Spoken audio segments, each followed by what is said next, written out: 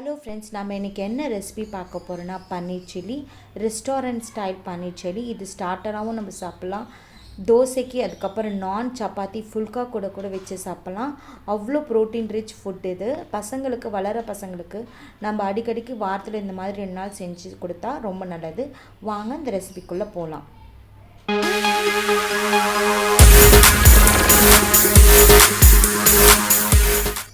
இந்த பன்னீர் சில்லிக்கு தேவையான இன்க்ரீடியன்ஸ், நான் வந்து ஒரு 500 கிராம் பன்னீர் எடுத்திருக்கேன். மில்கி மிஸ்ட் பன்னீர் தான் எடுத்திருக்கேன். இது நான் ஒரு 500 கிராம் எடுத்திருக்கேன். இது வந்து ஒரு 4-5 பேருக்கு 500 கிராம் கரெக்டாக இருக்கும். எங்கள் வீட்டில் பன்னீர் வந்து நல்லா சாப்பிடுவாங்க. ஸோ நான் 500 கிராம் எடுத்திருக்கேன். நீங்கள் 2 பேர் 3 பேர்னால் 250 கிராமே போதுமான அளவு. இப்போது நான் பன்னீரை வந்து ஒரு மீடியம் சைஸாக க்யூபாக நான் சாப் பண்ணி வச்சுக்கிறேன். பன்னீருக்கு, இந்த சில்லி பன்னீருக்கு தேவையான இன்க்ரீடியன்ஸ் என்னென்னா, ஒன்றும் இல்லை, பன்னீர் எடுத்துக்கோங்க, அதுக்கப்புறம் வெங்காயம், அதுக்கப்புறம் கேப்சிகம், அதுவும் நம்ம க்யூப் சைஸாக கட் பண்ணி எடுத்துக்கணும். இப்போ ஃபஸ்ட்டு நம்ம பன்னீரை வந்து ஃப்ரை பண்ணி எடுத்துக்க போகிறோம். அதனால தான் பன்னீரை வந்து ஃபஸ்ட்டு சாப் பண்ணி ஃப்ரை பண்ணி ரெடி பண்ணி வச்சுக்கலாம். அதுக்கப்புறம் சாஸில் போட்டு டோஸ்ட் பண்ணிட்டா நம்மளோட பன்னீர் சில்லி ரெடி ஆகிடும். இந்த பன்னீர் சில்லி வந்து நம்ம ஈவினிங் ஸ்நாக்ஸாகவும் பசங்க ஸ்கூல்லேருந்து வந்த பிறகு நம்ம ஈஸியாக பண்ணி கொடுத்துடலாம். அந்த ப்ரிப்பரேஷன்லாம் ஃபஸ்ட்டே நம்ம பண்ணி வச்சுட்டா அவங்க வந்த பிறகு நம்ம சட்டுன்னு செஞ்சு கொடுத்துலாம். இப்போ பன்னீரை வந்து நான் க்யூபாக சாப் பண்ணி வச்சுட்டேன். அதே மாதிரி வெங்காயமும் ஆஃபாக ஸ்லைஸ் பண்ணிவிட்டு அதை வந்து ஒரு டிவைட் பண்ணிவிட்டு ஆஃபாக கட் பண்ணிக்கோங்க. மிடில் ஒரு கட் பண்ணிக்கோங்க. அப்போ உங்களுக்கு க்யூபாக வந்துடும். அதை செப்பரேட்டாக ஆனியனை செப்பரேட்டாக எடுத்தால் க்யூபாக வந்துடும். அதே மாதிரி கேப்சிகமும் நீங்கள் சாப் பண்ணி எடுத்துக்கோங்க. பாருங்கள், நீங்கள் இப்படி எடுத்தாலே நல்லா வந்துடும். ஒரு 4 ஸ்லைசஸ் போட்டிங்கன்னா இந்த மாதிரி வந்துடும். இப்போது நம்ம செப்பரேட்டாக ஒரு பிளேட்டில் ஆனியன்ஸை எடுத்து வச்சுக்கலாம். அதுக்கப்புறம் இஞ்சி ஒரு துண்டு, அதுக்கப்புறம் பூண்டு தோல் உரித்து அதுவும் ஒரு 4-5 பூண்டு வந்து எடுத்துக்கோங்க. அதையும் ஃபைனாக பொடியாக சாப் பண்ணி எடுத்துக்கோங்க. இதுக்கு நம்ம பேஸ்ட் போடக்கூடாது, ஜிஞ்சர் கார்லிக் பேஸ்ட். இஞ்சி அதுக்கப்புறம் பூண்டை நல்லா எவ்வளோ பொடி பண்ண முடியுமோ அந்த அளவுக்கு பொடி பண்ணி எடுத்துக்கலாம். இந்த சில்லி பன்னீருக்கு நல்ல ஃப்ளேவர் கொடுக்க போகிறதே இந்த இஞ்சியும் இந்த பூண்டும் தான். அதுவும் நீங்கள் சாப் பண்ணி போடும்போது உங்களுக்கு டிஃப்ரெண்ட் டேஸ்ட்டாக இருக்கும், நல்ல ஒரு ஃப்ளேவராகவும் இருக்கும். நம்ம இஞ்சி பூண்டையும் இந்த மாதிரி சாப் பண்ணி எடுத்து வச்சுக்க போகிறோம் ஒரு பிளேட்டில். பாருங்கள், இஞ்சியும் நான் சாப் பண்ணி வச்சுட்டேன். இப்போது கேப்சிகமும் நான் இந்த மாதிரி உள்ளே இருக்கிற விதைகளையும் உள்ளே ஒரு தண்டு மாதிரி இருக்கும் அதையும் எடுத்துகிட்டு க்யூபாக கட் பண்ணி எடுத்து ஒரு பிளேட்டில் வச்சுக்கலாம். ஃபஸ்ட்டே நம்ம ரெடி பண்ணிட்டா அதுக்கப்புறம் பொரிச்சிட்டு இது டாஸ் பண்ணுறதுக்கு நம்மளுக்கு கரெக்டாக இருக்கும். ஜஸ்ட் ஒரு இது 1/2 hour வேலை தான். 1/2 hour கூட ஆகாது, ஒரு 20-25 நிமிஷம் வேலை தான். நம்ம டக்குன்னு செய்கிறதுல தான் இருக்குது இந்த ப்ராசஸ். ஒன்றும் இல்லை, பன்னீரை வந்து நம்ம ஃப்ரை பண்ணி எடுக்க போகிறோம். இதை வந்து சாஸ் கூட டாஸ் பண்ண போகிறோம். அவ்வளோதான். இது சிம்பிள் நினச்சி பண்ணால் எல்லாமே சிம்பிள் தான். இப்போ 2 பச்சை மிளகா 2 ஸ்லிட் பண்ணி வச்சுக்கலாம்.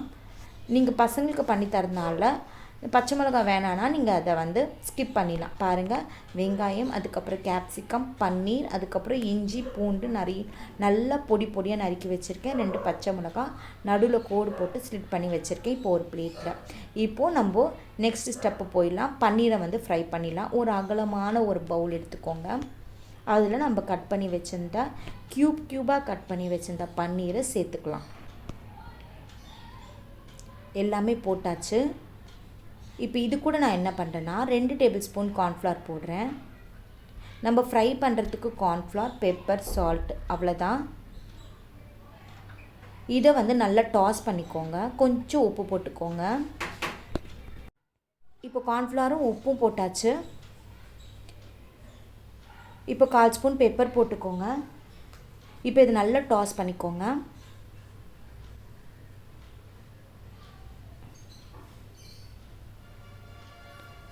அதுக்கப்புறம் இன்னும் 1 ஸ்பூன் நம்ம கார்ன்ஃப்ளவர் ஆட் பண்ணிக்கலாம். அப்போ தான் அது ஈவனாக நல்லா ஸ்ப்ரெட் ஆகும். தண்ணியை வந்து ஊற்றாதீங்க, கொஞ்சம் லைட்டாக தெளித்து விட்டுக்கலாம், ரொம்ப வேண்டாம், கொஞ்சம் வெட்டானா போதும். இப்போ இந்த பேட்டரை நல்லா மிக்ஸ் பண்ணிக்கலாம். இப்போ இந்த பன்னீரை நம்ம டீப் ஃப்ரை பண்ணி எடுக்க போகிறோம். பேனில் நான் எண்ணெய் ஆல்ரெடி விட்டுருக்கேன். மீடியமாக வச்சுக்கோங்க ஃப்ளேம். இப்போது ஒவ்வொரு பன்னீரும் நம்ம டீப் ஃப்ரை பண்ணி எடுக்க போகிறோம். ரொம்ப ஃப்ரை பண்ண வேண்டாம். பன்னீர் வந்து ஆல்ரெடி ஜஸ்ட்டு லைட்டாக குக் ஆனால் போதும். கொஞ்சம் லைட்டாக கலர் சேஞ்ச் ஆனால் நம்ம எடுத்து வச்சுக்கலாம். ஹை ஃப்ளேமில் வச்சிடாதீங்க. மேலே இருக்கிற மாவு குக்கானா போதும், நம்மளுக்கு அந்த கார்ன்ஃப்ளவர் குக்கானா போதும். அப்போ தான் நீங்கள் வந்து அந்த டாஸ் பண்ணும்போது உங்களுக்கு நல்லாயிருக்கும். பன்னீர் அப்படியே டைரெக்டாக நீங்கள் ஆட் பண்ணும்போது உங்களுக்கு அந்த அளவுக்கு டேஸ்ட் இருக்காது. அதனால தான் கார்ன்ஃப்ளவர் நம்ம போடுறோம். இதில் என்னென்ன போட்டிருக்கோன்னா பன்னீர், சால்ட், கார்ன்ஃப்ளவர், பெப்பர், அவ்வளோதான். இது லைட்டாக தண்ணி ஸ்ப்ரிங்கிள் பண்ணி டாஸ் பண்ணி நம்ம டீப் ஃப்ரை பண்ணியிருக்கோம், அவ்வளோதான். இப்போது இது கொஞ்சம் பொரிஞ்ச பிறகு நம்ம எடுத்து வச்சுக்க போகிறோம். இதுதான் ஃபஸ்ட்டு ப்ரொசீஜர்.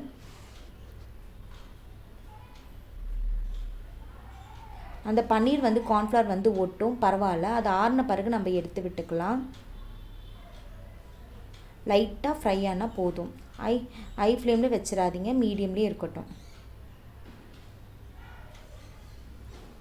பன்னீர் சாப்பிடாத பசங்க கூட நீங்கள் இந்த மாதிரி சாஸ்லாம் ஆட் பண்ணி நீங்கள் கொடுக்கும்போது நல்லா விரும்பி சாப்பிடுவாங்க. ரொம்ப நல்லாயிருக்கும். இது லஞ்ச் பாக்ஸ் ஸ்நாக்ஸ் ரெசிபியாகவும் நீங்கள் கொடுக்கலாம், இல்லை ஃப்ரைட் ரைஸ் கூட நீங்கள் வச்சு கொடுக்கலாம். இப்போது இன்னொரு பேனில் நான் 2 டேபிள் ஸ்பூன் எண்ணெய் விட்டுக்கிறேன். அதுக்கப்புறம் பொடி பொடியாக நறுக்கின இஞ்சியும் பூண்டையும் நான் ஆட் பண்ணிக்கிறேன்.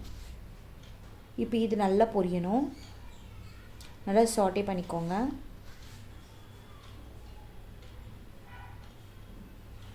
பச்சை மிளகாவும் ஆட் பண்ணிக்கோங்க, ஸ்லிட் பண்ண பச்சை மிளகா. இப்போ இது கொஞ்சம் கலர் மாறின பிறகு நம்ம ஒன்னாக ஆட் பண்ணிக்கலாம். 1 by 1 ஆட் பண்ணிக்கலாம்.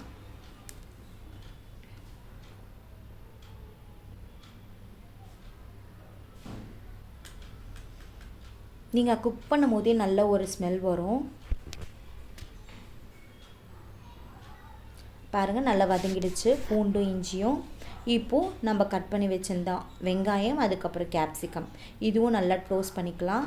இது வந்து ஓவர் குக் ஆகக்கூடாது. ஒரு 5 நிமிஷம் குக் ஆகினா போதும். ஹை ஃப்ளேமில் வச்சு பக்கத்துலேயே இருந்து நம்ம மிக்ஸ் பண்ணி கொடுத்துக்கலாம். ரொம்ப குக் ஆனால் நல்லா இருக்காது. கொஞ்சம் க்ரன்ச்சியாக இருந்தால் தான் நம்ம சாப்பிடும் போது இந்த சில்லி பன்னீர் ரொம்ப நல்லா டேஸ்ட்டாக இருக்கும். இப்போது ஓரளவுக்கு நல்லா வதங்கணும். பாருங்கள், கலர் நல்லா மாறி வருது.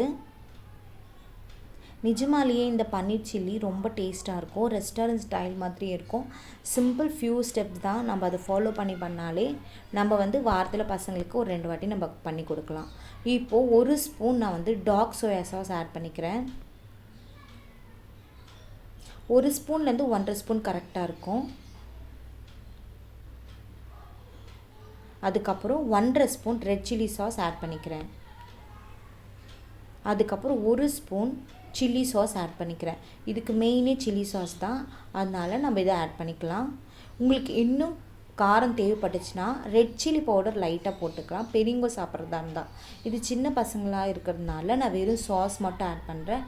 அந்த அளவுக்கு காரம் இருக்காது. பெரியவங்க சாப்பிட்றதா இருந்தால் இப்போது நீங்கள் வந்து இந்த ஸ்டேஜில் ரெட் சில்லி பவுடர் 1/4 ஸ்பூன் போட்டுக்கலாம்.